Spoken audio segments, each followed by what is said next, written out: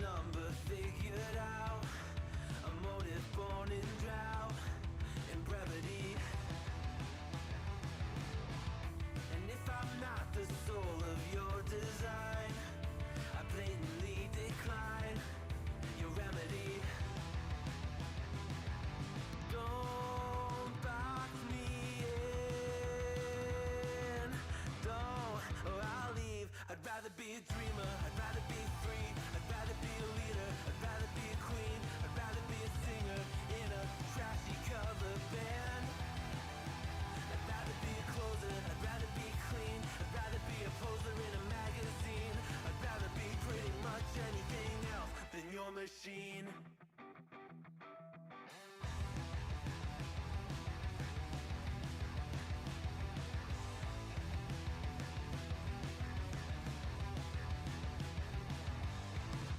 Wasn't always just a single shade, a palette full of gray in reverie.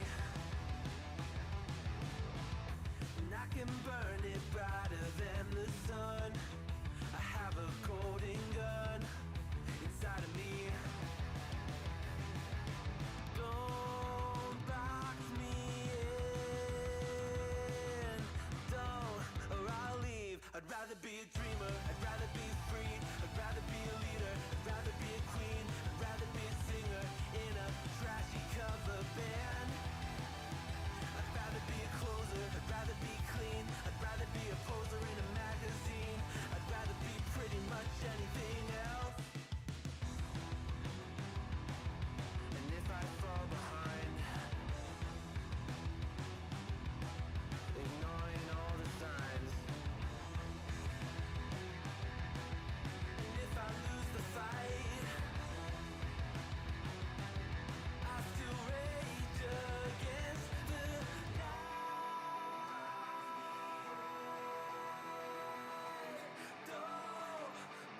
I'd rather be a dreamer, I'd rather be free, I'd rather be a leader, I'd rather be a queen, I'd rather be a singer in a trashy cover band.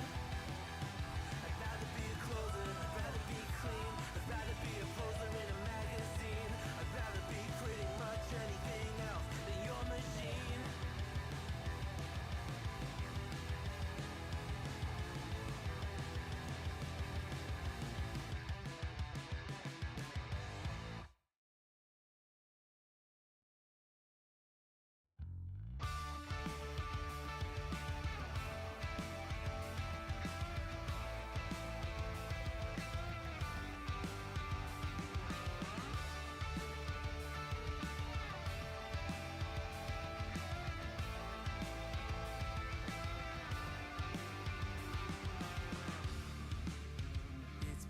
Simple, dear, I'll still be here when you're gone. You gather souvenirs, but I will never be your pawn, your pawn, your pawn. My love was in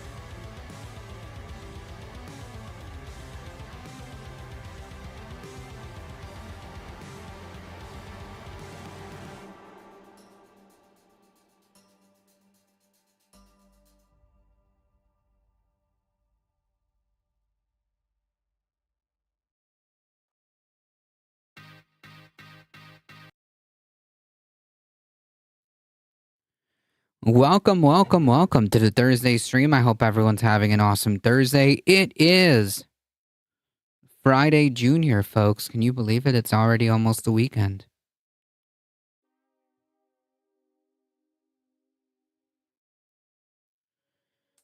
Derry Bennett, sup? Welcome, welcome. Welcome, welcome.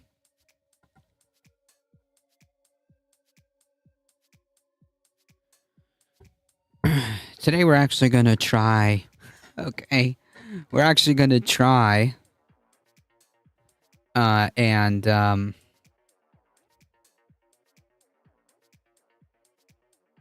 have a slightly shorter stream. We'll see how that plays out. But there's a couple of things that have that a couple of updates on how things are going to look for this incoming administration. As you all know, Matt Gaetz has been nominated to be Attorney General of all things. We had Tulsi Gabbard nominated for Director of National Intelligence or something of that nature. We have now RFK Jr. nominated to the Department of Health. So that should be fun.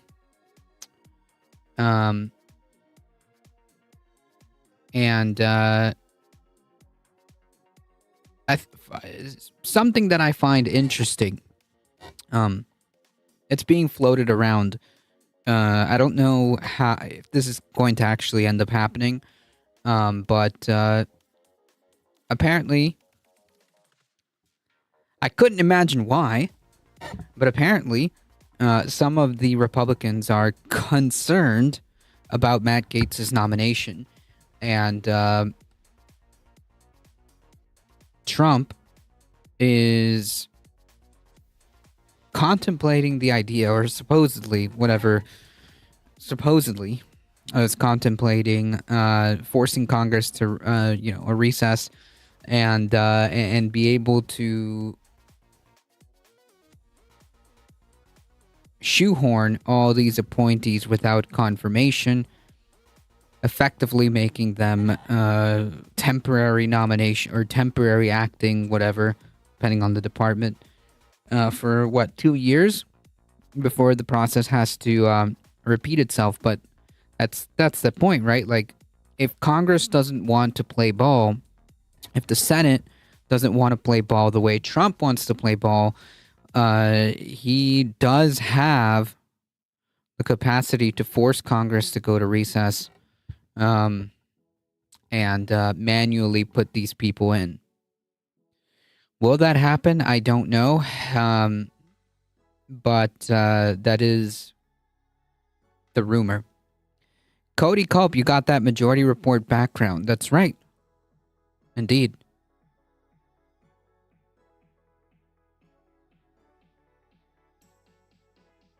Welcome, welcome.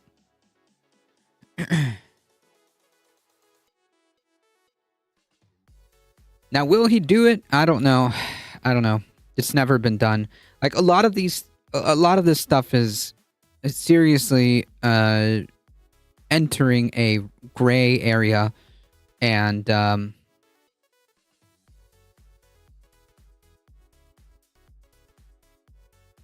it's difficult. It's difficult to say, folks.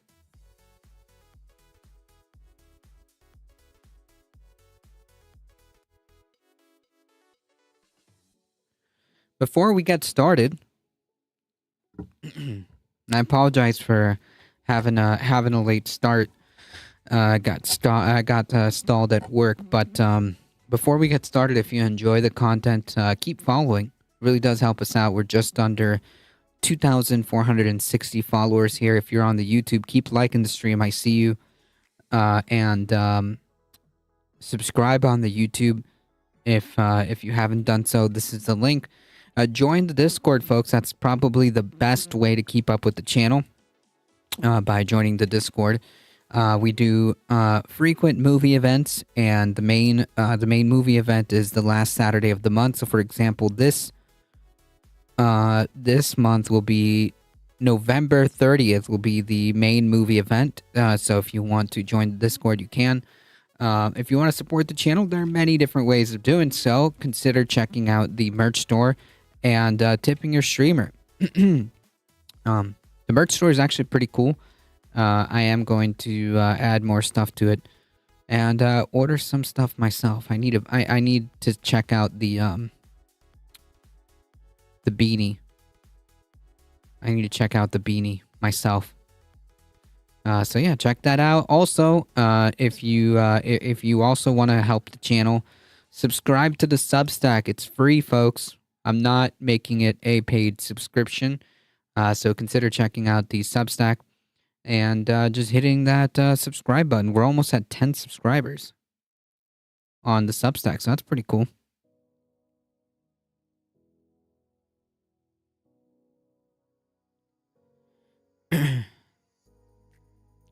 All right, folks, we gotta get going. There's a few things that we need to go through, so let's get started.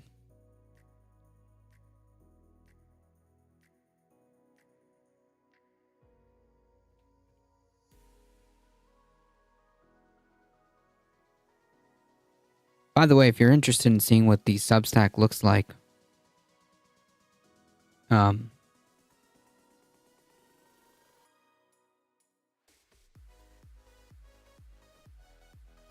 it's at A Difficult Truth.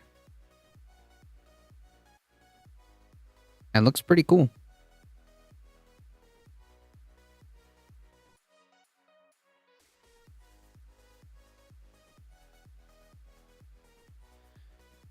Looks pretty cool to me.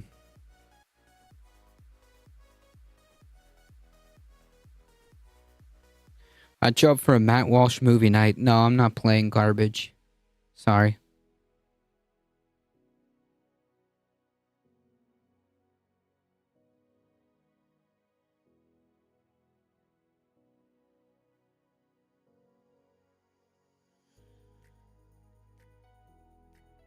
Too difficult of a truth? Yeah, it is.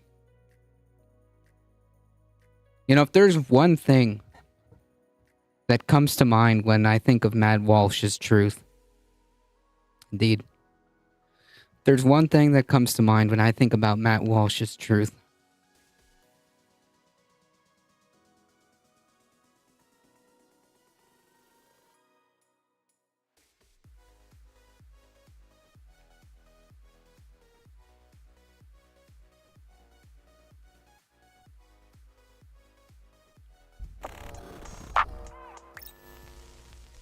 It hasn't even been a week since Trump won the election, and we're already seeing some buyer's remorse from high-profile Trump supporters who, I guess, are surprised that he's stacking his cabinet full of neocons. And I don't know what these people expected, because when he was president the first time, he did just that, and he governed as a neocon because he's a neocon. So I don't know why they thought it would be different this time, but nonetheless, some in MAGA world aren't too happy right now with some of these reports. The definition of insanity again. Doing the same thing over and over and expecting different results. What did you expect from Trump? I'm sorry, did you think he was an anti-war candidate? Reported picks. But before we get to their coping and seething, I do want to talk about some of these choices because they are bad. They're really bad. So bear in mind that some of these aren't confirmed yet, but nonetheless, we have an idea of what it's going to look like. And it's not good. So for UN ambassador, he chose Elise Stefanik. This is a pro-Israel imperialist, so not good. For ambassador to Israel, he named Mike Huckabee, a neocon and fundamentalist Christian who believes that Israel should be in total control of the region, since that sets the stage for Jesus Christ's return. And one of the Israeli ministers, I don't know if it was Ben-Gvir or Smotrich, but yeah, we're cooked, folks. they said they have a plan for total annexation of the West Bank, and they hope that the United States goes along with it. And Mike Huckabee would absolutely be thrilled to carry out that plan, because he doesn't even use the words West Bank to talk about the West Bank. He thinks that that's an offensive name because it's Judea and Samaria, according to him. So that's definitely cause for concern if you care about the Middle East, and in particular Palestinians who are suffering right now, because it's going to get a lot worse. Now, there's also dog killer Kristi Noem, who will be Homeland Security Secretary, and white nationalist Stephen Miller will act as Deputy Chief of Staff. There's Mike Waltz, who is another neocon who's going to serve as National Security Advisor. This is somebody who wants to reinvade Afghanistan, and he wants boots on the ground in Ukraine, American boots on the ground in Ukraine, just to be clear. So he wants a direct confrontation between the United States and Russia. We're talking somebody who wants World War III. So that's a little bit alarming, to put it mildly. Now, Trump also tapped... Yeah, it's hilarious because Trump told us that it was the Democrats who wanted to start World War III. Every accusation is just a confession with these freaks. Tom Homan as border czar. Now, this is the former acting head of ICE, and he was a contributor to Project 2025. And I'm going to talk more about him later, because this guy, he relishes in pain and suffering of others, and he helped to craft Donald Trump's family separation policy. And now he's going to play a huge part in Trump's mass deportation plan, although it's unclear what his specific job will be. But it seems like Trump has big plans for him, and he's talking a lot lately about what he's going to do. Now, last but not least, there's Marco Rubio, formerly Little Marco from Donald Trump. And he is reportedly going to be Donald Trump's Secretary of State. Now, this has not been confirmed yet at the time that I record this video, but Trump allies are already mad about this. And before this report came through about him being Secretary of State, Trump allies were lobbying heavily against this decision. For example, journalist Hannah Trudeau reports RFK Jr. does not want Senator Marco Rubio to be nominated for Secretary of State, I'm told by source, who says you'll be advocating for someone who is less neocon. And that someone, as Politico reports, was likely Rick Grenell, a gay Trump ally, LOL, who served as Director of National Intelligence and Ambassador to Germany under the first Trump administration. Now, the problem is he may have screwed himself over by thirsting a little bit too hard for the position.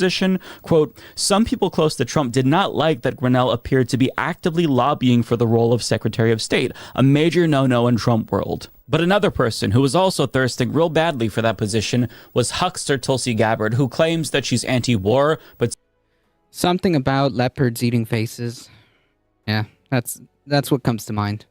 seems to make an exception when it comes to wars against Muslim countries.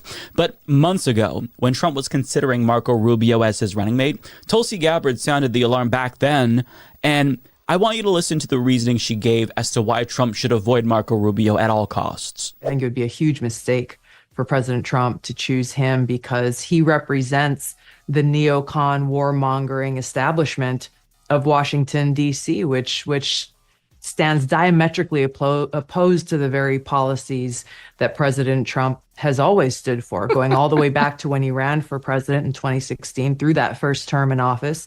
And the things that he's talking about. Yeah, the very long-standing precedent of Trump being anti-war by almost starting war by assassinating another foreign country's general. Wanting to do now, and it would send the wrong. Didn't he also increase drone strikes? Wrong message to a lot of folks who are very concerned about the fact that we are on the brink of war with Russia and China and Iran and North Korea. If Marco Rubio is his vice president, then that is what we will face, and it will cause a lot of people to question what kind of foreign policy will actually be executed. Will it be the one that Trump wants and stands for, or will it be one that will continue the deep state neocon warmongers who've gotten us into the mess? The deep state neocon warmongers. Cognizant welcome. That we are in now. Looks like it's going to be the deep state neocon warmongers who got us into the mess we're in now. And Marco Rubio will have far more influence over Trump's foreign policy as Secretary of State than he would as vice president. So this is the worst case scenario for Tulsi Gabbard. Looks like that brown nosing that she was doing didn't pay off. So sad. But other MAGA diehards also aren't taking the news too well. For example, He dramatically increased drone strikes, but he also stopped counting all the drone strikes, so who can say? Welcome to Simulacra. That just rolls off the tongue for her. Libertarian comedian Dave Smith says Marco Rubio is a disaster. Might as well give Liz Cheney the State Department. Awful sign. Wall Street Silver says Marco Rubio is a neocon. Not sure why Trump nominated him for Secretary of State. Might be because Not sure why a far right conservative would nominate a far right conservative who is war hungry to the Secretary of State. Because maybe he's a neocon himself. Another large pro-Trump account on Twitter says, Rubio, was Hillary unavailable? I mean, if only we had some kind of a record that we could look to in order to get a sense of what Trump's foreign policy would be like, right? I wish we had that. Building your custom home is now easier than ever. And if only, right? If only we... We warned you that what Trump's foreign policy would be like. If only.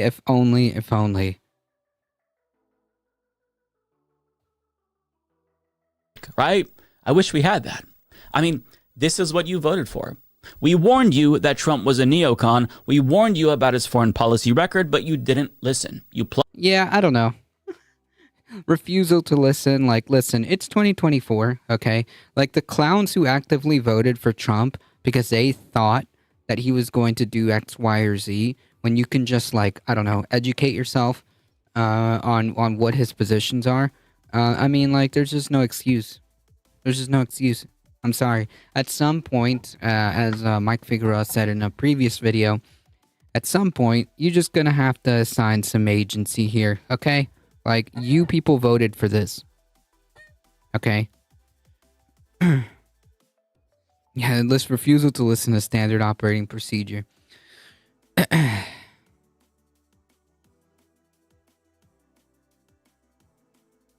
He's one of the few people who accept that can pass the security checks. Kami Kazu, welcome. Hello, hello. The Biden administration pretty much did start World War III. True, that's exactly the Biden administration's fault. War in Ukraine with Russia and North Korea. True, Biden's fault. The Middle East with Israel and Iran and Palestine, also Biden's fault. True. Chinese naval aggression towards Taiwan, Biden. That's close to a world war as it gets without a label. See how the next 2 months go with Trump as president-elect. Yeah, I mean, like, listen, you can twist yourself into pretzels as much as you want, but, like, you can, with no due respect, can go fuck yourself. Is that clear? Plugged your ears and called us cucks or whatever. And now we're all fucked because of your stupidity and ignorance. But in case you weren't paying attention when he was president the first time and didn't listen to what we were saying about his foreign policy, here's just some of the things that he did as president with regard to foreign policy, as explained by Kyle Kulinski. He increased drone strikes 432%, 2,243 drone strikes in his first 2 years alone. That's more than 8 years of Obama combined. He kept us in Iraq and Afghanistan, 330% increase in civilian deaths in Afghanistan, bombed Syria twice, bombed Somalia, occupied a third of Syria to, quote, take the oil, increased the military. Yeah, no war, right? No war. Cool. Budget every year, let Israel illegally annex the Golan Heights, which is Syrian, assassinated a top Iranian commander who was fighting ISIS, tried to coup Venezuela, ripped up the Iran agreement, armed Saudi Arabia as they did a genocide in Yemen, and vetoed a bill to cut off the weapons, dropped the mother of all bombs on Afghanistan, hired John Bolton, Mike Pompeo, and Gina Haspel, all insane neocon warmongers, and let them run his foreign policy, pardoned Blackwater war criminals, signed pro-torture executive order, his first military raid as president killed an American little girl, and Kyle adds, I haven't even included in this list what he says he wants in his second term. Russia invaded Ukraine in 2014 under Obama. That's really interesting. If only that was relevant. War with Mexico, allow Israel to annex the West Bank. Yeah, I mean, this is why it's so important to inform yourself with facts before voting, instead of just voting based purely on vibes. And if you were worried about the southern border before he was elected, wait until you see how unstable things become when he instigates a war with Mexico. That's what he said he wants to do. Yeah, like, I don't know. I don't think, I mean, he can say that he wants to instigate a war with Mexico and send troops there to solve the cartel problem. But, like, the likelihood of that happening is not really that high, in my opinion. It is more likely that he, honestly, like, the most likely scenario, because I don't know what he's going to do with regards to, like, the European conflict. I mean, like, with Marco Rubio, is like, for sure it's an escalation. But what I do know is that he's going to provide everything and anything to Netanyahu. That's what I see. So thousands of pounds of ordnance was dropped in unsuspecting countries during Trump's administration. He was too lazy to declare war. Yeah, the tan suit. A scandal of a lifetime. I love this video.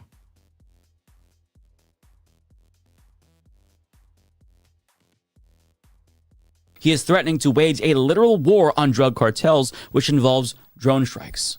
And if you think that violating the territorial sovereignty of our neighbor is going to go well for any of us, I've got terrible news for you. But don't complain if this is what you... Just to be clear, I don't think that we would go to war with Mexico.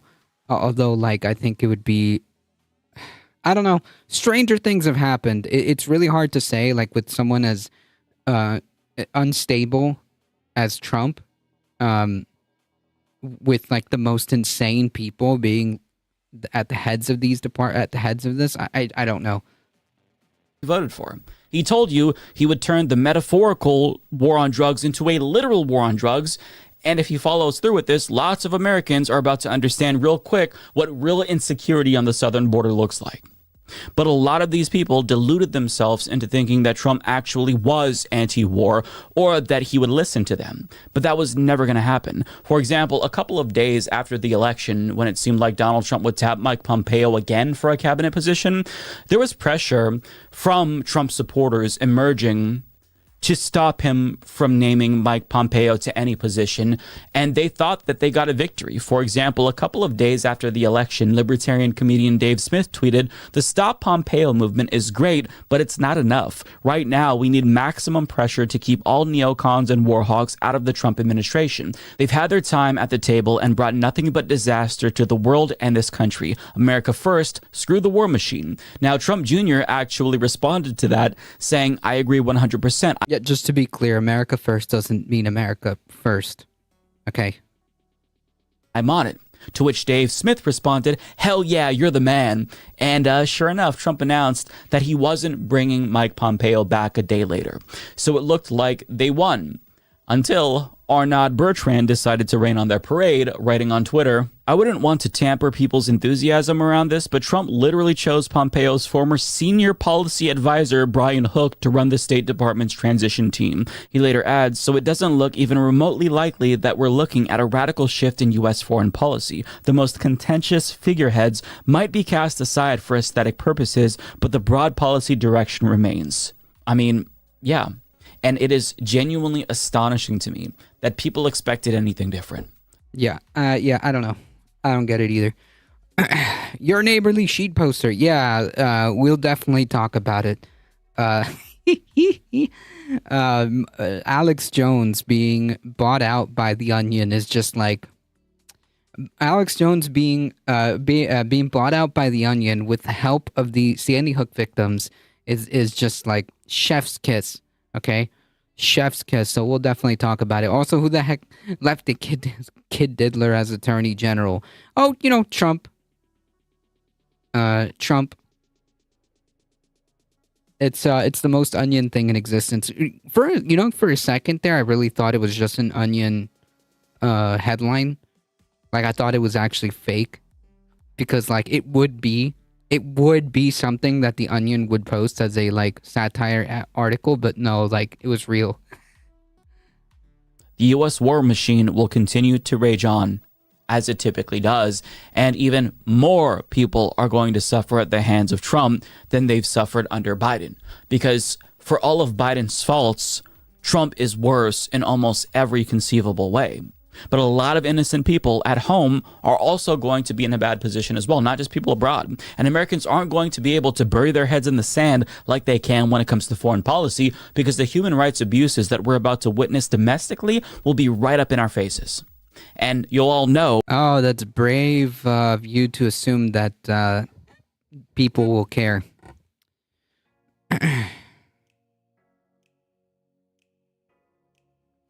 They're certainly going all out for casting of The Apprentice White House Edition Season 2. I mean, in this day and age, satire is real life when you have RK possibly overseeing the health department. True. That it was financed by our tax dollars. So enter Tom Homan. Let's get back to him. This is Trump's border czar. Now, this is somebody who might literally be a sociopath who is chomping at the bit to inflict as much pain and suffering as he possibly can with this mass deportation plan. But don't take my word for it. Take his. And look, I've seen some of these Democratic governors say they're going to stand in the way. They're going to make it hard for us. Well, a suggestion: if you're not going to help us, get the hell out of the way, because we're going to do it. So if we can't get assistance from New York City, and we may have to double the number of agents we send to New York City, because we're going to do the job. We're going to do the job without you or with you. So either help me or get the hell out of the way, but you're not going to stop me. Will you need the military for that? And who else will you? Whew. Hey, Alien Night Owl. Can we talk about Trump hiring Noam, a publicly known dog killer? You can keep it brief if you want.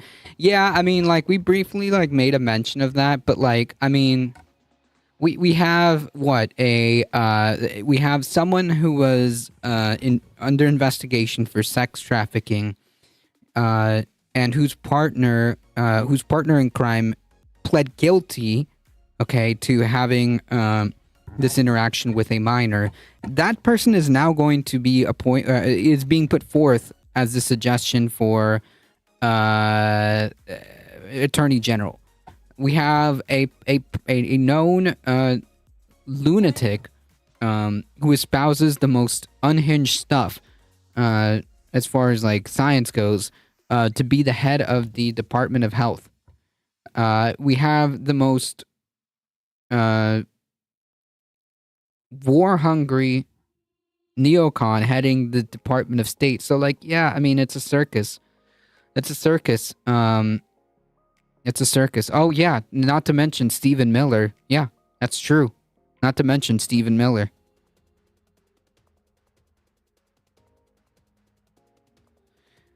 So, it's a whole circus, Alien Night Owl. It's a whole circus. You be leaning on to take on the drug cartels? You're going to absolutely need military and special ops. I mean, President Trump has said that he's going to declare these criminal cartels terrorist organizations, which he should. We know who you are, and we're going to come and find you. So if you want to self-deport, that's fine. But criminals and gang members, they get no favors from this administration. You came to this country legally, which is a crime. Frankly, I don't care what people think about me, especially on the left. Is there a way to carry out mass deportation without separating families? Of course there is. Families can be deported together. I've been called all kinds of names. I don't give a shit what people think about me. I never have and never will. Because the way they cancel you, well, let's say bad things about them. They don't want to say anything anymore. They're not going to shut me up. Actually, when I go give speeches around the country, if protesters don't show up, I'm kind of disappointed. Because if they show up, means my message is getting out.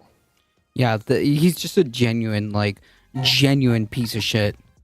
Genuine piece of shit. Yeah, I'm pretty sure this guy made the child separation policy. He made it his thing. I'm pretty sure this guy made it his thing. Vivek is going to be part of the administration. He's going to be part of the DOGE, Department of Governmental Efficiency with Elon Musk. I think I think on that front, I'm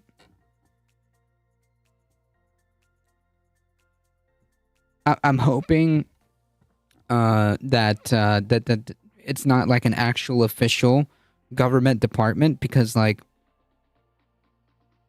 I don't think that he can. Both Elon and Vivek. I think it's going to be branded as a third party. Like, it's going to look like an official department of government, but it's going to be like more of it as an advisory role. Still, it's not great because like you have a venture capitalist and arguably the richest person on the world, you know, whispering in the president's ear. But you know, yeah, dude's a snake oil salesman. I honestly didn't know specifics on the other team members. RFK and Elon have no clear position. They said it would be part of a sort of an advisory role. What would their job be description? Yeah, that's exactly it. Like not technically like a real government department, but like sort of like a third, like an outside private advisory whatever. It's kind of like muddled on purpose, I think, because if you look on Twitter, the Doge whatever has an official government badge on it. It's got the little gray badge, but they're not officially part of the government. Yeah, basic oligarch stuff. Tell you what, Washington Post can do all the stories they want me about. Tom Homan's deport people is really good at it. They ain't seen shit yet. Wait till 2025.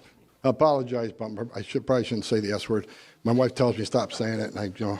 Hey, thank you for the I had follow. to Appreciate include it. that last bit in the compilation because I just love how his wife is perfectly fine with him destroying millions of lives and talking about immigrants like a Nazi would, but she draws the line at naughty words. Okay, really interesting set of moral ideas you've got there, Mrs. Homan. But after watching that compilation, I think it's obvious that... Yeah, it's the least of the offensive stuff you say. That's true. That's exactly what Mike's point was. Like, yeah, you know, so sorry for cursing. You know, I get way ahead of myself as I fantasize about concentration camps and mass deportations. All those badges are just at the whims of Musk. They don't mean anything at all. Yeah, clearly. But to these people, it's designed to look official. I tend to stay away from politics, but how can I now? I don't think any of us have that option, right? I don't think any of us have that option. Not anymore. Last thing they want is efficiency in government, fewer places to conduct shadow deals. that this man... Yeah. So, yeah, the Department of Governmental Efficiency means, like, taking away stuff that inhibits the oligarchs' ability to make more money. That's and is a dangerous fascist, and he's also likely a white supremacist as well, although he has addressed that last allegation and claims that he's not a white supremacist, even though he did attend the event of neo-Nazi Nick Fuentes, the Your Body, My Choice guy that Trump also had dinner with. But his excuse is that he didn't know. Sure. But regardless of what he does or doesn't call himself, it's clear that this man takes joy in being cruel. And he feels... Yeah, like, that's the point. Exactly. Like, he just wants to be cruel. It means more neoliberal privatization of public works. Yep. No remorse whatsoever for the family separation policy that he helped craft under the first Trump administration. And he is now broadcasting his intent to turn mass deportations into an entire spectacle. And conservatives are really looking forward to it. Case in point. And there will be massive clashes because you're going to have cameras out there making sure that they capture the images of ICE coming along and taking these people away. And they deserve to be taken away. Sometimes you have to do tough stuff. But AOC is going to be there tying herself to migrants. It's going to be hysterical. But sometimes dad has to do the tough thing. Yeah, so like what exactly is like funny about that? Like what would exactly be hysterical as you watch like whatever amount of the line of people getting like deported? Like what exactly is hysterical about that, right? Like these people are just genuinely evil, genuinely garbage people that they would actually relish and find humor ? In that. It's just indicative of just how disgusting these people are. Correct. I think it'll be more akin to Operation Wetback under Eisenhower, akin to the most Pearl Harbor internment camps, right? The Japanese internment camps, just at a much larger scale, since those could be counted in hundreds of thousands, and Trump speaking of 2 million. Like, I mean, I don't, like, again, I don't know, like, how bad it's going to be, but I think, I think he's going to try. And I think the people that he has beside him will want to do something like this. I mean, I don't know. Voting every 4 years is the main thing I do. Aside from that, I cannot stand the world eating itself alive. This immigration policy will be the most sloppy disaster in U.S. recent history, and that's a guarantee. Even logistically, it's just a disaster. Right, and like because of that, because of how huge and this would have to be for his like. For his wet dream to become like real, it would be disastrous. You're right, and a lot of people would get hurt. Like even if he doesn't deport 2 million people, like 100,000 people is a lot, and I think that like a lot of people are gonna get hurt, and a lot of abuse is gonna happen.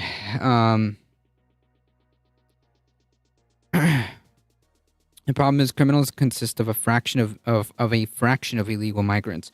Right, and like they kind of just use that as the scare tactic to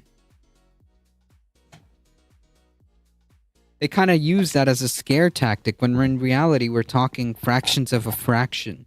And like you would just arrest criminals anyways, right?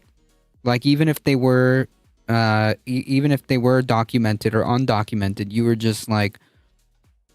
just arrest criminals anyway. So like there's no special law that says like you can't arrest undocumented people if they're committing crimes, right? Like it just seems pretty freaking dark. Yeah, fascism indeed. The actual criminals in this endeavor would probably consist less than 1%. Yeah, I mean, yeah. That's why it's delusional to assume the good ones won't be deported. Right, but like that's kind of like the game, right? That's how you know. That's the giveaway, right? Because it's not about just deporting criminals, right?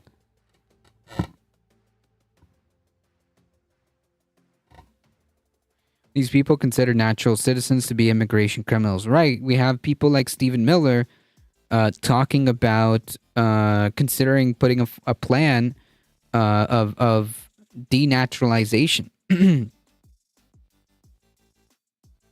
Trump voters want max exodus of people. They don't care about who's good. They want those numbers to feel good. Correct. Hence why there's no actual written plan out for it anywhere. These people are genuinely monstrous. And Jesse Waters admitted that his own mother didn't invite him to Thanksgiving. She didn't say why, but he gets the sense that it was because of his support for Donald Trump and likely fascistic beliefs. I mean, would you want somebody like that, giddy at the thought of human suffering, to be at the dinner table with you? Would you want to break bread with somebody like that? I wouldn't. So, I mean, the right is salivating over this mass deportation plan. And you want to know who else is salivating right now? The private prison industry. They can't wait to build the internment camps that the Trump administration is going to use. And they're already saying that they think that mass deportation is going to be a major boon for their industry. So I don't think that people understand what is about to unfold. We are about to witness human rights abuses on a massive scale, and a lot of conservatives will be downright giddy about it as it happens. But a poll before the election found that 47% of Americans support rounding up immigrants and placing them in militarized camps. So we'll see if that still holds when they actually are confronted with the human suffering on a daily basis. I'm assuming that some of them might regret their votes, but I mean, we've been witnessing a literal genocide in Gaza for over a year, and Americans couldn't care less. So maybe this is just what people want. Maybe half the country really are a bunch of cruel sociopaths. Who knows? But regardless, Trump's cabinet is a reflection of what he told us he was going to do. Some people are shocked because they were stupid or ignorant enough to project their own beliefs onto Donald Trump.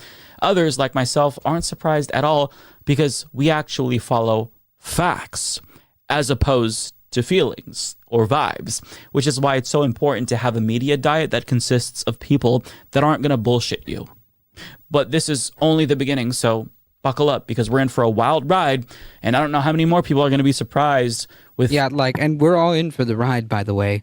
So, like, it doesn't matter if you voted for him or not. We're all in it for the ride. We're all in this ride regardless. Gaza was is the test case. What they see, but I think those of us who've been paying attention, this is exactly what we expect. And we're going to be able to mentally prepare for the disaster that's about to come, even though you can't really ever mentally prepare to see that much human suffering. Yeah, I was about to say, I don't know if I'm actually I don't know if I'm actually mentally prepared to be reading headlines about how many migrants died that day because they starved in the internment camp. I don't know, man. I don't know if I'm ready for that, to be honest. Pretty sure they don't care if they're deported as long as they're warehoused in private prisons. Right, because the private prisons will need, of course, their cut.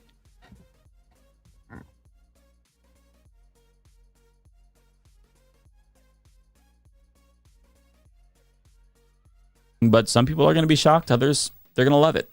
Either way, it's going to get ugly. Mike is a total shitlib. Media cycle these days is intense on its good days, but Trump's media addiction will make him a common feature 24/7. People checking out is not surprising. Yeah, that's true.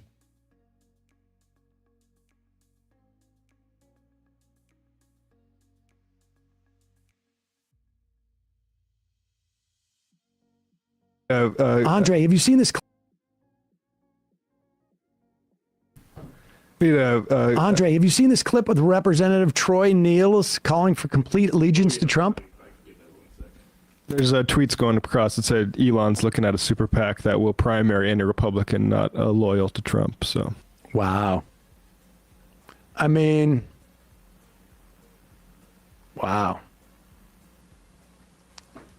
Just all the money in the world, apparently. I mean, he does. But good for him, because a lot of people with $270 billion would be like, I'm just going to go for $1 trillion. Yeah. I'm not going to spend any of it. I'd maybe spend time with one of my kids but, at least. I mean, understand, like, look, and I said this during the first Trump administration, but we're further down the road. I don't know if this takes us to a fascist authoritarian regime. There's a lot of clues that didn't exist in the first term, like... Check this out. I'm going to show you how I afforded this car.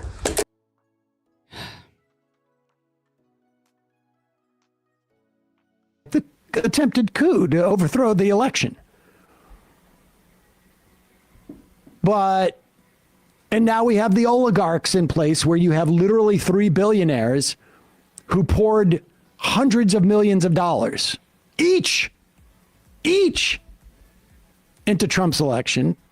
You have a vice president whose mentor and patron, Peter Thiel, is on record saying, well, it's like Weimar Germany, and we should also contemplate something different than democracy. All of these things are steps. And like I say, I don't know. I've never been in a country that became an authoritarian-led country. So I don't know. We are there. Yeah, I mean, there's a lot of arguments. There's a lot of points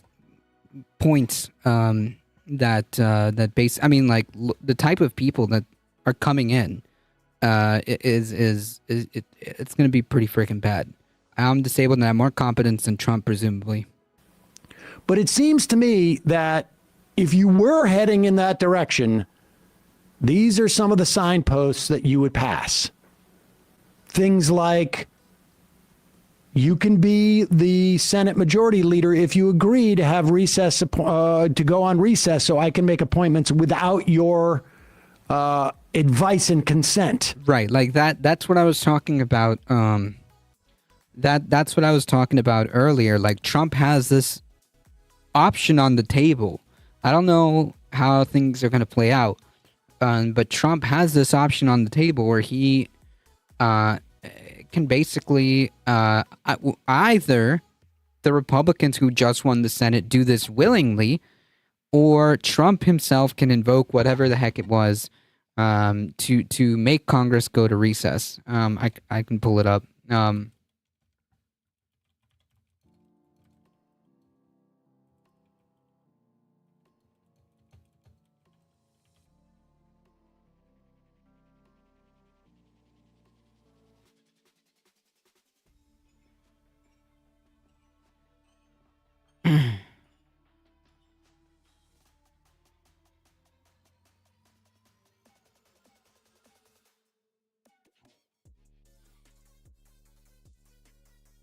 So Trump already has the power to do this via the Constitution.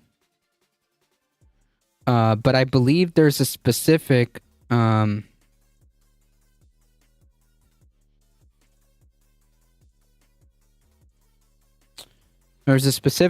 that lets him just disband or make Congress go into recess anyways. But anyways, this is a real thing that's being talked about, by the way. Give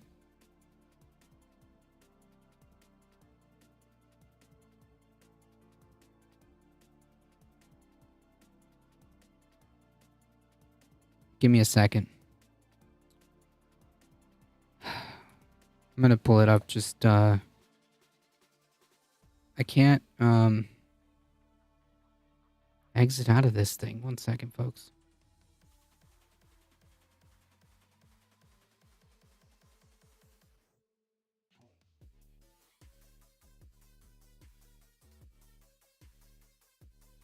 What if I don't want to subscribe? Christ. Okay.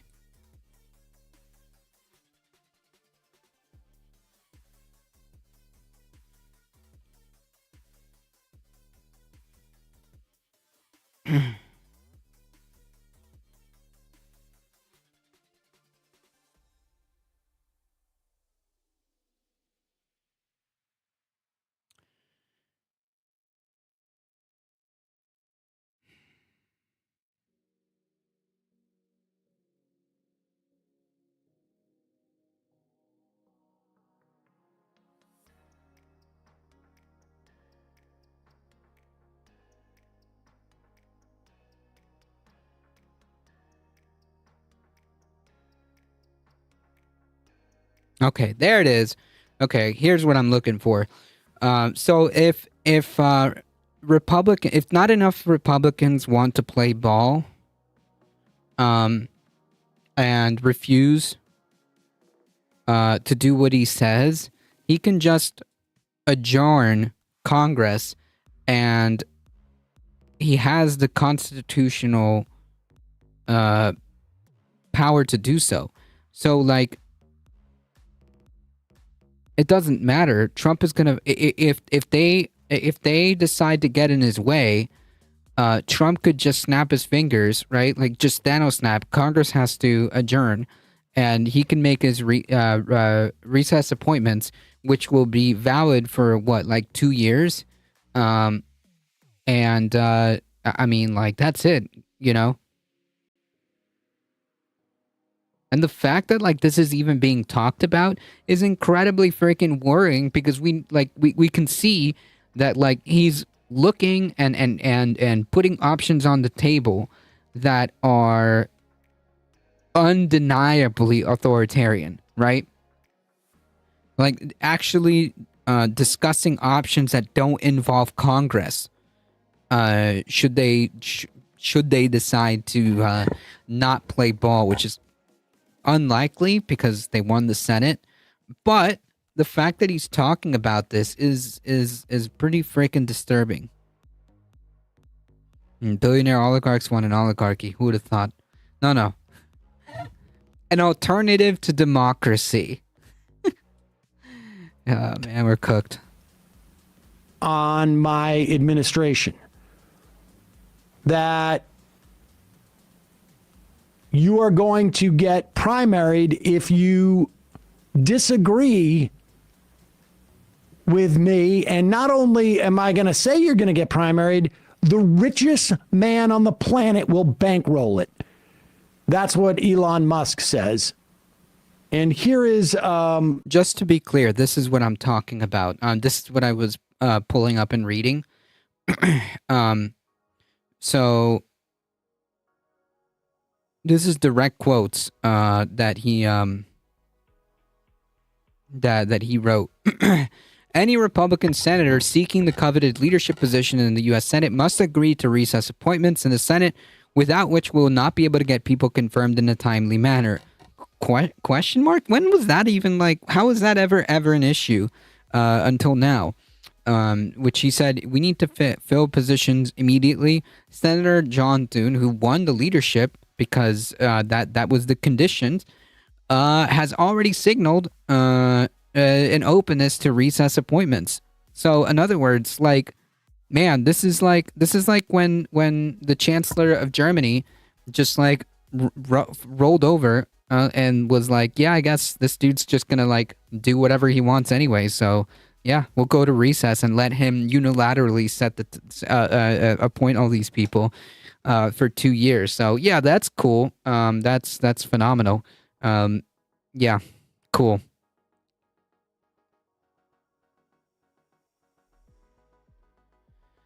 Hey, so less death and despair. Watching people vote out democracy is both disappointing and deeply humorous to me. Well, you got to find whatever works for coping because, I hear you. I hear you, folks. It looks, man, doesn't look good, to say the least. This is Congressman Troy Niels, and if you'll recall, he was the Texas rep who said he basically said Cori Bush was, paying thug money for her security. He's kind of a real apparatchik for Trump. Attentive's old website. I already have a website. Thank you. There's no question he's the leader of our party. So now he's got a mission statement, his mission, and his goals and objectives, whatever that is, we need to embrace it. All of it. Every single word. Wait, but what if the objective here is like, I don't know, fascism? I guess we just have to go with it, yeah? Not a cult, by the way. My coping mechanism is being a tall white guy. Oh, man. If Donald Trump says jump 3 feet high and scratch your head, we all jump 3 feet high and scratch our heads. If Donald Trump says round up all the brown people and put them in camps, then I suppose we have to round up all the brown people and put them in camps. Got it. That's it. Wow. I mean, it's interesting that they might think that, but to brag about it and insist that everyone else follow it, I mean, that's a very fascinating perspective on what your job is as an elected representative of your people. Yeah, I'm fairly pessimistic about parts of this country. I don't think we're a nation of toadies that are just going to like line up behind that crap. Like whatever he says, he's got an agenda, whatever. The Trump cult is the Trump cult is literally like that. Yeah, anarchy is an alternative to democracy too. Whatever it is, we need to support him. Like, oh my God. Yeah, I do wonder how that travels, like that level of overt obsequiousness. Like if that is really palatable to people. But I think it is. Yeah, maybe it is. I think it is, and I think they'll be cowed into it. Authoritarians, definitely. That's what they are. They're damaged people. Not sure I follow this. Sam, open a better way of interacting with members and viewers. Current IMs are effing useless. I hope you appreciate the irony of you telling me that through those IMs. I'm open to whatever you got. Sam, start reading off the Discord and Twitch chat, okay? That's what Samuel should be doing. I'm open to whatever you got. But it's a little busy around here these days. Maybe a Discord. I don't know. I don't know enough about Discord. Maybe there's a Discord solution to this. Yeah, I don't know what makes. Yeah, maybe they should make a specific channel for, instead of having like the old ways of having IMs, you could just do it, have a specific Discord channel for that.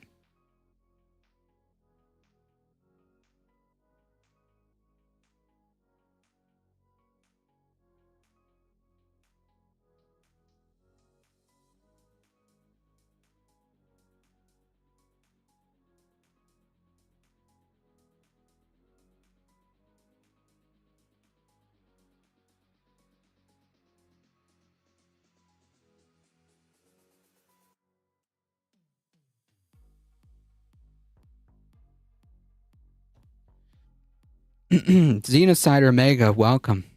Makes it what would be easier to do it, but did somebody say Discord? Hey, welcome, Heat. Yeah, Discord. You know, the thing that you should join. Join the Discord. Have you joined the Discord yet? I don't know. Maybe you should join the Discord. I find like my little Adium setup to be the easiest for me to operate. Sam, you're a boomer, okay?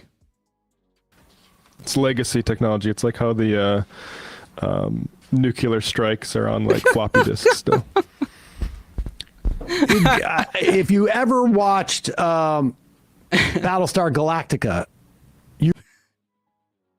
Matt throwing casual shade at Sam. I think we all joined the societal Discord.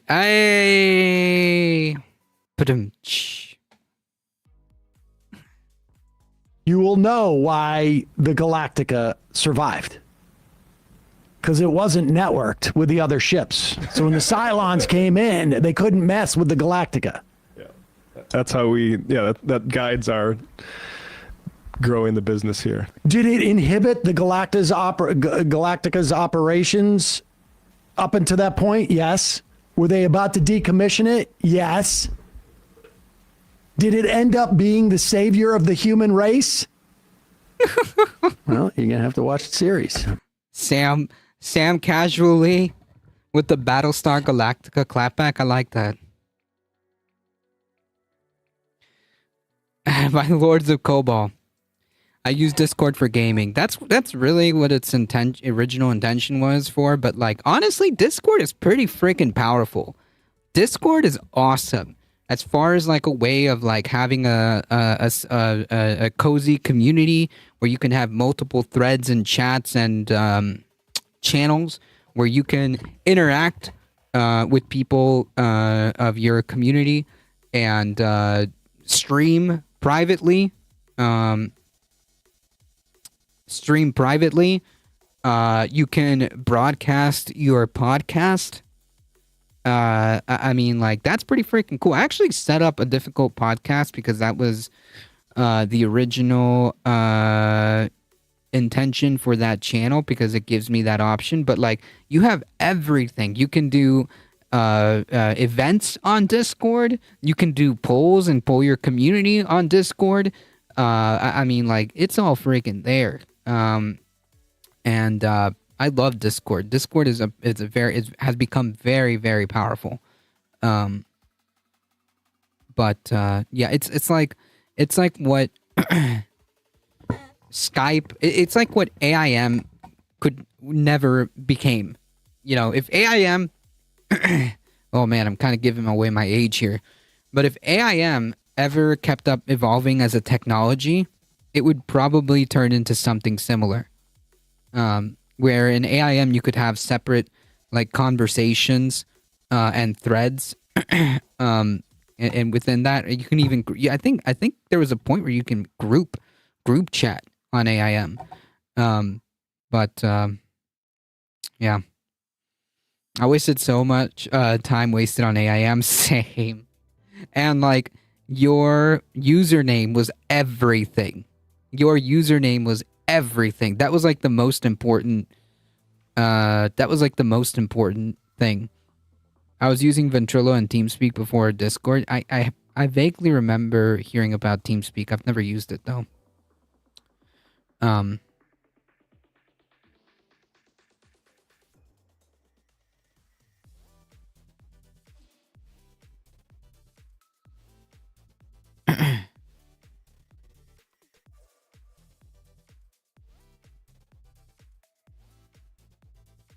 I think I still have my ICQ number.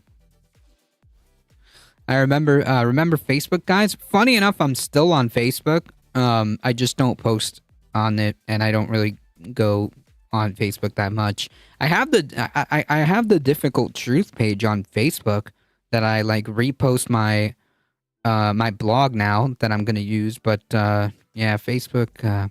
Here's a throwback. Remember MySpace? Remember MySpace? Yeah. Spread it forward. Welcome. Same. I'm not gonna spoil it for you. That's a real thing. Antifa Lockhart, you need someone to screen IMs and calls and also promote. Zanga was lit. I never used any of that stuff. Comments to the front of the line. It should be easy since my takes are objectively the best. Narrator, Sam, this IM situation doesn't allow me the intimacy I expect from subscription-based parasocial relationships. Hey, Donald Trump has once again told us.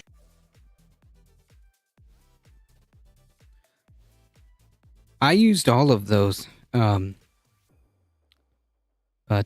yeah.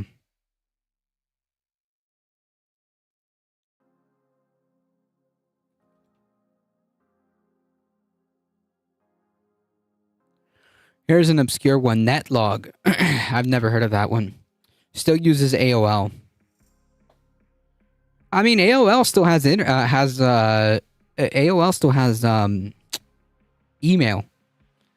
Because at my job, I still have people giving me at AOL emails, so they still have emails. I still have my AOL, my America Online disk for connecting to the internet.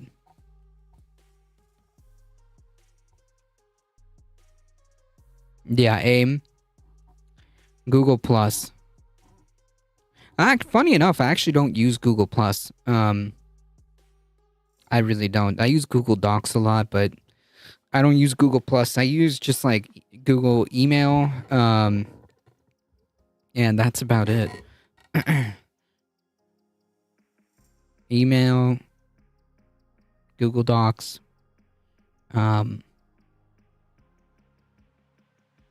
I can hear the dial-up sound. Me too. Me too. That's a part of my younger era nostalgia that will never go away.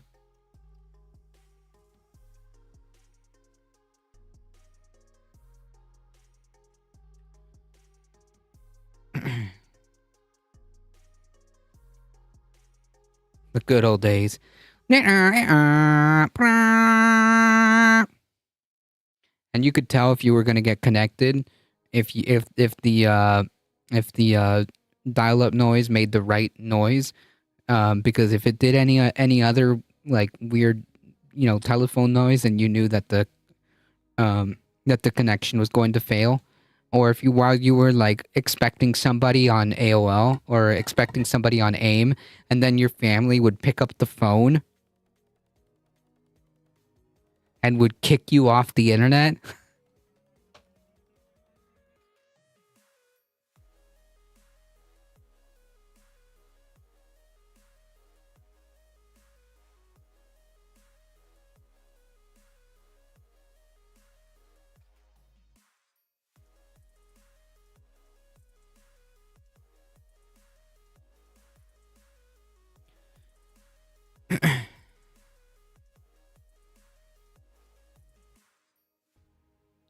So we talked a little bit about buyer's remorse, and I think we should kind of touch up on this.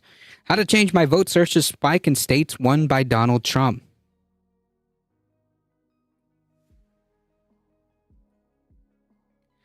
Sorry, you're going to have to own this. Searches for how to change my vote on Google spiked on election day in states won by President Trump, indicating a degree of buyer's remorse after people cast their presidential ballots.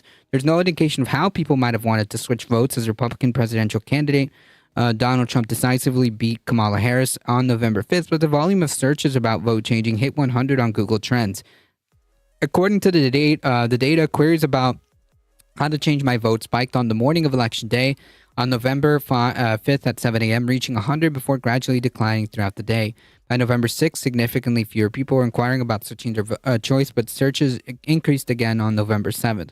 Google Trends assigned a value between 0 and 100 to search volumes based on the total number of searches during a given period. Most people are aware that there's no way to change your vote once it's been cast, but there seems to be a significant number of people who thought you might be able to swap your choice for a president in the same way you can exchange a red t-shirt for a blue one, or vice versa at an online clothing store. And you know what?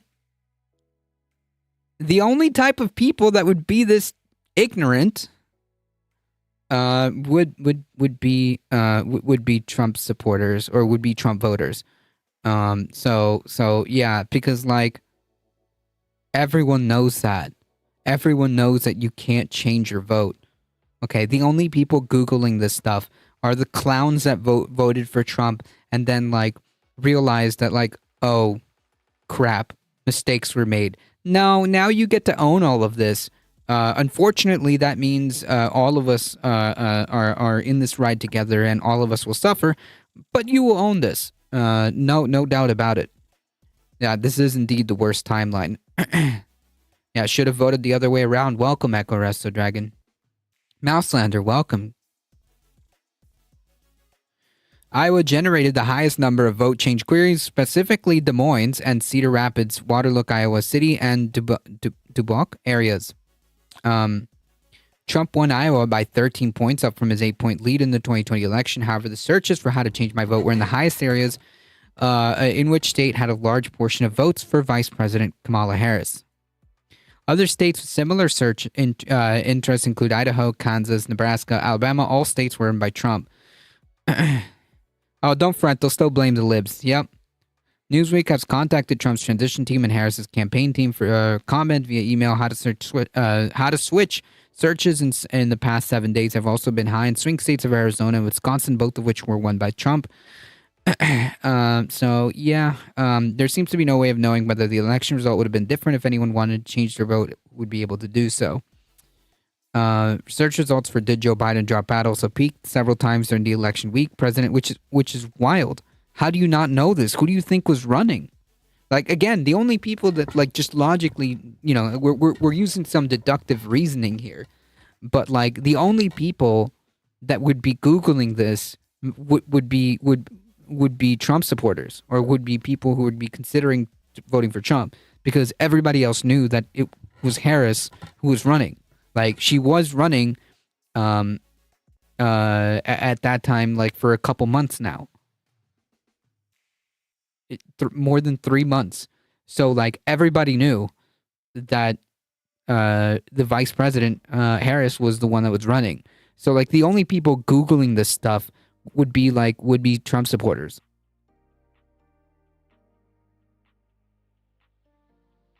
They just get to own it all and get the blame for end of the world. Yeah, unfortunately, like that means regardless, I mean, it's true, they're gonna own this. They're going to own this. It just means that we are all along for the ride regardless.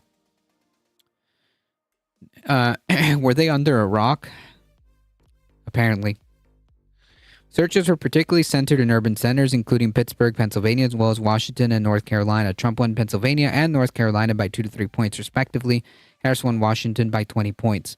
On November 6th, Visa website La Vida recorded an unprecedented 2,300% jump in U.S. traffic on their website, suggesting Americans may be consider moving abroad after Trump's win. That is 5 times more than the spike in traffic of La Vida website after the 2020 election, when there was a 4.5-fold spike. So that's interesting. The surge highlights a growing recognition among Americans without a viable plan B. The ballot box might be the only lever, one that leaves half the electorate unfulfilled.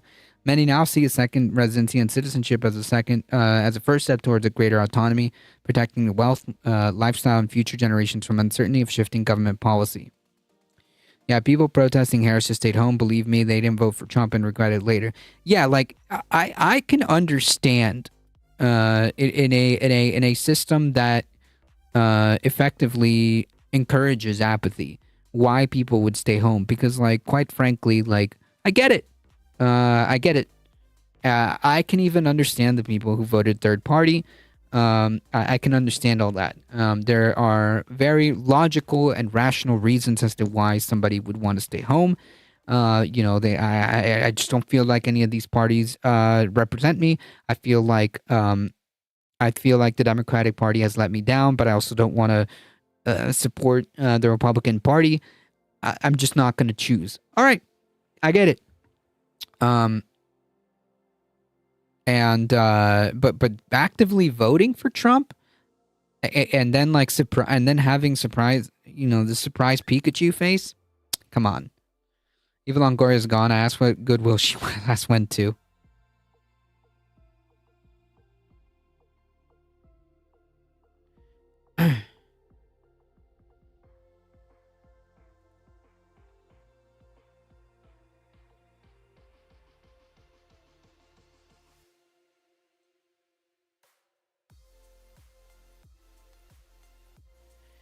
I feel like it's a loss of sapience.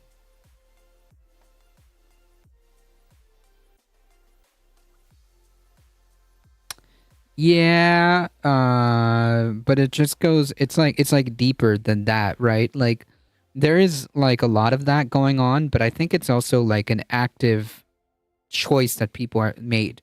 I think there's a uncomfortable amount of people that actively chose this, knowing the outcomes, knowing the potential outcomes, right? And they still voted for Trump.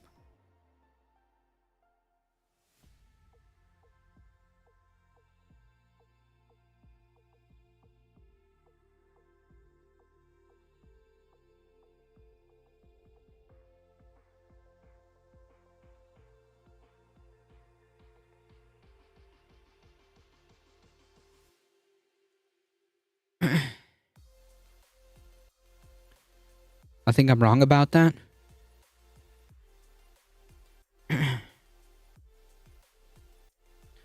Oh, Eva Longoria? I'm actually not sure. Oh, she's a Dem? Got it. Trump promises to repeal Biden climate policies that could cost U.S. billions. Cool.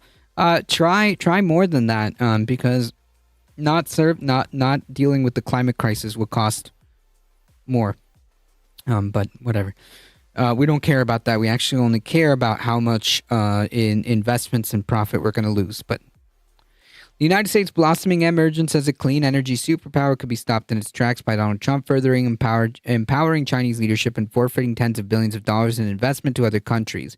Trump's promise to repeal major climate policies passed during Biden's presidency threatens to push $80 billion out of investments to other countries and cost the U.S. up to $50 billion in lost exports. So cool, obviously quantifying things in the way that they matter, of course. The analysis found surrendering ground to China and other emerging powers are in the race to build electric cars, battery, solar and wind energy for the world. The U.S. will still install a bunch of solar panels and wind turbines, but getting rid of those policies would harm the U.S. bids for leadership in this new world, said Bentley Allen, an environmental and political policy expert at Johns Hopkins, who co-authored a new study. Anti-intellectualism championed as a superhuman trait helped cause this. I think that there's certainly a lot of that for sure.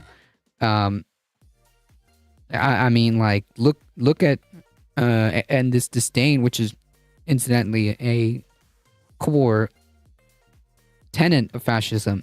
This anti-intellectualism, this disdain for real data. You can see that in the fact that like RFK Jr. is going to be the guy heading the Department of Health. Like we're talking like up is down. We're talking like upside down world, you know? The energy transition is inevitable, and the future prosperity of countries hinges on being part of that clean energy supply. If we exit the competition, it'll be very difficult to re-enter. This is our chance to enter the race for clean technologies, while everyone else, not just China, but South Korea and Nigeria and countries in Europe, do the same. Under Biden, the U.S. legislated CHIPS Act, the Bipartisan Infrastructure Law, and Inflation Reduction Act, all aimed in varying degrees to deal with the climate crisis while bolstering American manufacturing. The IRA alone, with its major incentives for clean energy, is credited with helping create about 300,000 new jobs, with the vast majority of $150 billion in new manufacturing investment flowing to Republican-held districts. Cool. Trump, however, has called this wasteful spending and vowed to erase it. We're on the right track. We're on to a winner. I will immediately terminate the Green New Scam, even though the Green New Deal was never made. But I will terminate it. And that will be such an honor, the greatest scam in the history of any country. Doing this may be politically fraught, even with Republicans' control of Congress due to the glut of new jobs and factories in conservative leading areas. But hey, no, they should. They should shut it down. And then all these people who voted for him can all surprise Pikachu face together. Didn't you get a haircut? No, it's all just hiding underneath my beanie. It looks very short today, but it's there, I promise. It's just hiding in my beanie. According to new reports, leaving American firms relying upon overseas suppliers for components, which, hey, guess what? Those tariffs are just gonna be the icing on the shit cake, huh? Without these investments and tax cuts, the U.S. industry will be hobbled just as it's getting going, ceding ground to others. Exports will also be hit, and the analysis predicts allowing U.S. competitors to seize market share. These plans suggest a complete misunderstanding of how the global economy works. And Alan, if we don't have a manufacturing base, we aren't going to get ahead. Well, you're dealing with people who don't understand that at all. So TLDR, yeah, a lot of these like climate initiatives, for whatever they're worth, they're all just gonna go. They're all just gonna go away. And that's freaking sad. Whoa, come back. Did Ben just get a haircut, hippie? No, they're asking. That's funny.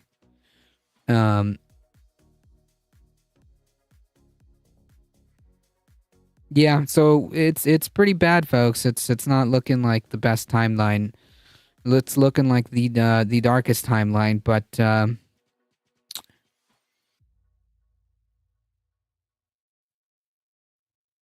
this is the last article, so I think we should probably leave on a high note, right? We should probably leave on a high note. Satire publication, The Onion buys Alex Jones InfoWars at auction with Sandy Hook family's backing. This was posted on multiple places. I first saw it on the Rational National. I think the dude posted it on the Discord as well. And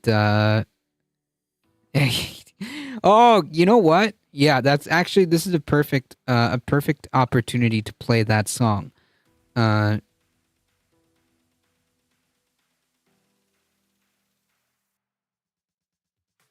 is it?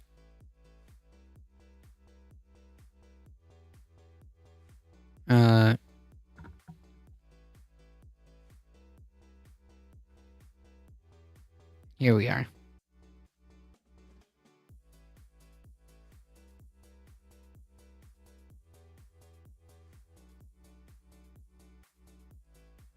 First article, calling it. I don't like them putting chemicals in the water that turn the friggin' frogs gay. Do you understand that? Turn the friggin' frogs gay. Serious crap. Gay. Frogs, friggin' frogs. It's not funny. I'm gonna say it real slow for you. Gay. Frogs.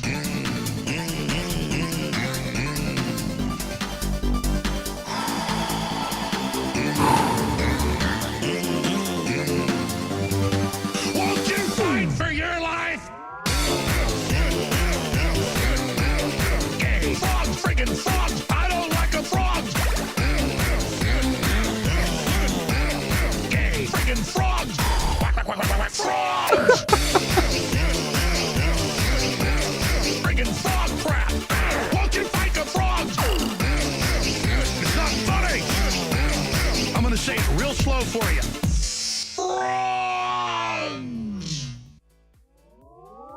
Place points. Amazing. I hope they never take this video down ever.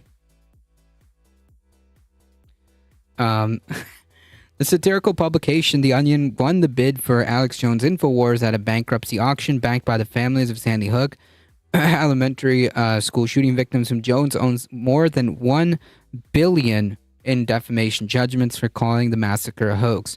The purchase turns over Jones' company, for which decades has peddled in conspiracy and misinformation, to a humor website that plans to relaunch. Oh, you know what? Yeah, that's really cool, dude. You know what else makes me happy? You know what else makes me happy?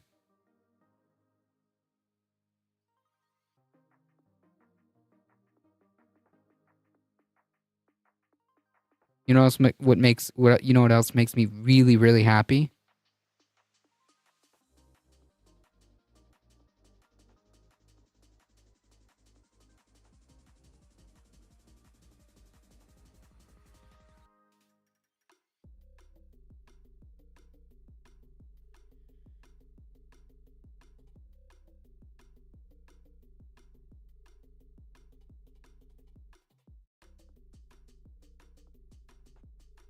Boo.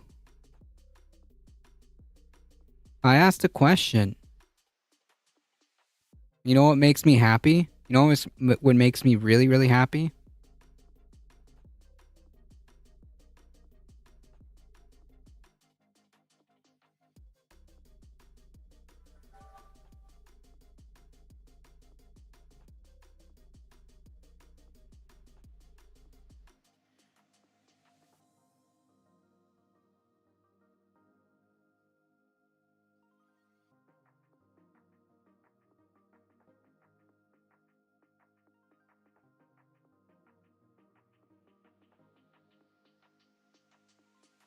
Oh, come on. It's not fun if you don't play along.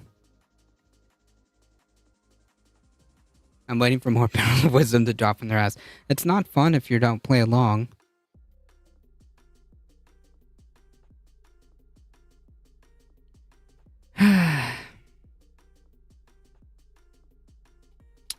Just like the other one earlier. Shame.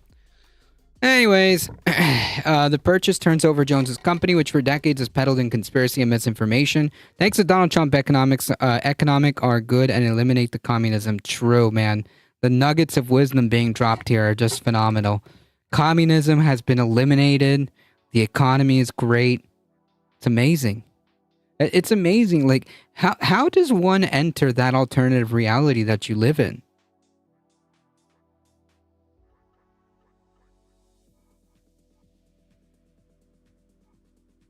Where you can just say stuff with bad grammar, and just like assume it's true. Like, that's actually a genuine question. Like, where is the portal to this alternate reality? Because this needs to be explored, I think. Yeah, what is this economic? Communism eliminated. Yep, it's true. No more communism, folks. It's over. I'm guessing English isn't first language, so that's okay, but how could you be a fan of someone who hates you so much? Oh, that's an interesting question, because, like, getting an answer like that, is an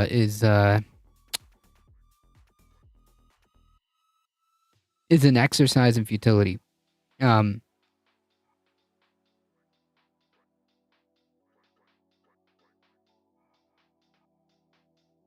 Yep. Anyways, breaking news, folks. Breaking news. Donald Trump has single-handedly eliminated communism, which I guess this has been communism this entire time. Yeah, it seems so, because like they just keep saying things. They're not actually responding to anything. They're just saying stuff.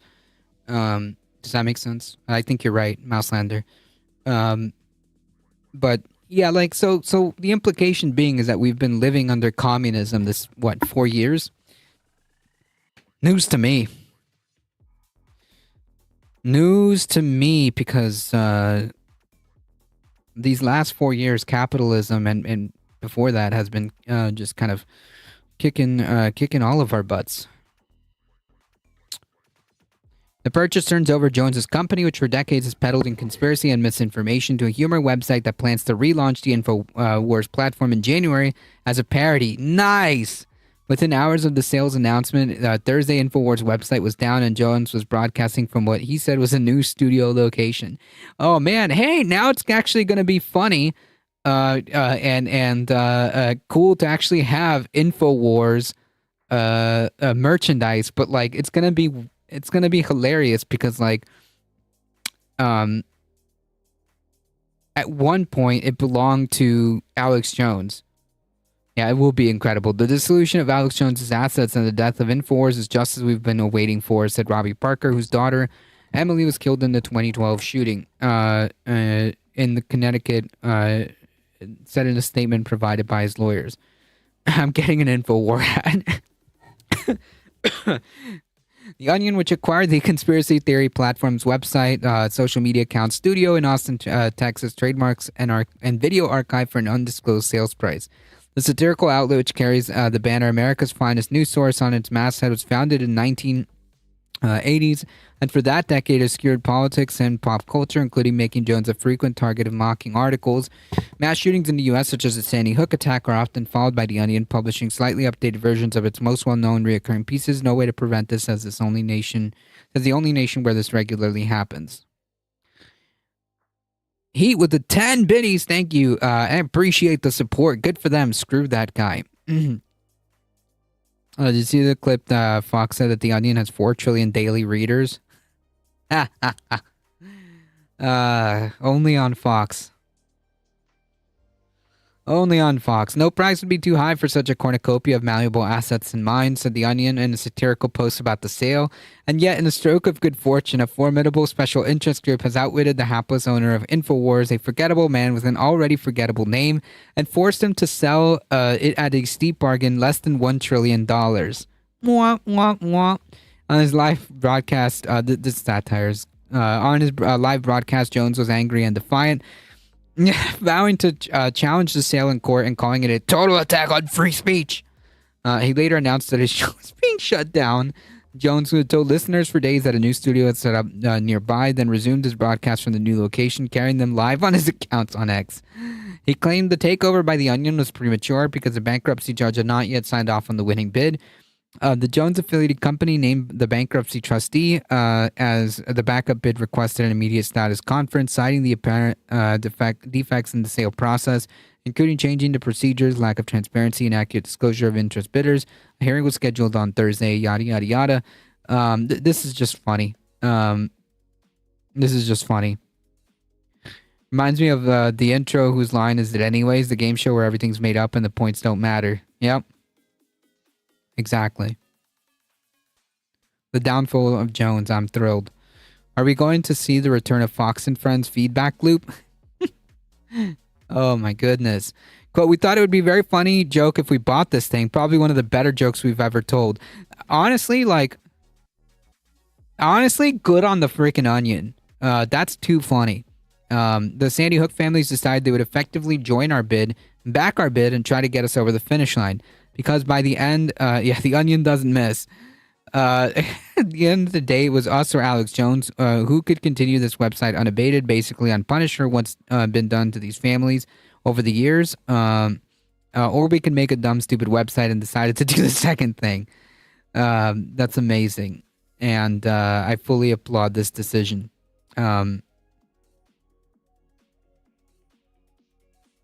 This is epic, like Trey Parker and Matt Stone buying Casa Bonita. The Onion is too cold. They're too good sometimes. Yeah, this is just chef's kiss, and poetic justice, if you will.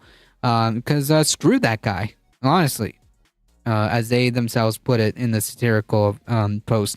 That guy who should be, who will shortly be forgotten. Yeah. Screw that guy.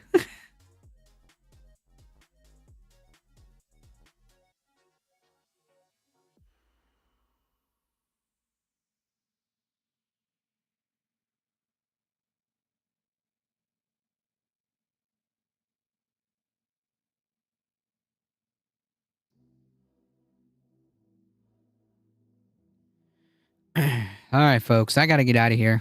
It's time for some food. Rip Uncrustables. See, my hair's still there. It's just hiding underneath a lot of the beanie. It's also pulled back. Thank you all for joining. I appreciate it. You guys are what makes this channel grow. Thank you all for hanging out and supporting the channel. I really do appreciate it. Thank you for the biddies and follows. If you want to support the channel, there are many different ways. Keep hitting that follow button. If you're on the YouTube, by the way, thank you. And keep hitting the like button, okay? Thank you. Keep hitting the like button and thank you. Subscribe on the YouTube channel. We're at 256. Thank you. I appreciate it. And if you want to support the channel, consider checking one of those. Thank you. I appreciate you guys. Consider checking out the merch store. I really like the merch store, the new updated one. And check out the Substack. Join the Discord, folks. It is free. I appreciate it. Thank you all for stopping by. Thank you, Michael Hassler and Heat, for modding the chat. I appreciate it. As always, folks, we'll be back on YouTube, gang. We'll be back on Monday. Thank you all. Again, spread the word far and wide. We're here. We're one of the chillest places to be for the news and politics. Spread the word. Bring a friend. As always, folks, please stay safe. Please take care of each other. I love you all, and I hope to see you guys in the next one Monday. See ya.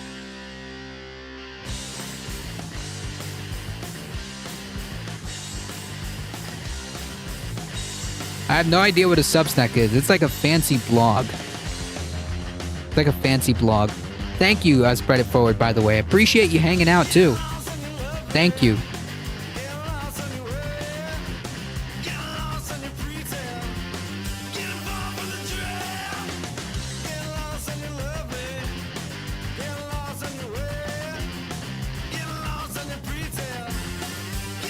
Yeah, it's a good idea to have a good one. It's a good idea to lead the raid troll free, yeah?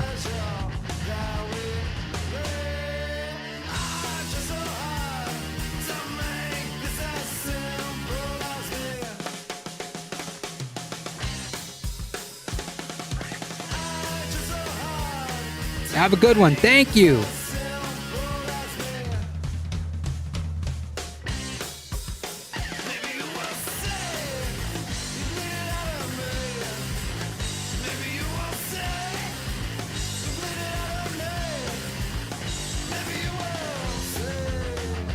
Sorry, this new raid feature is just so annoying. I have to like do a lot of work to get to it. Okay, here we go.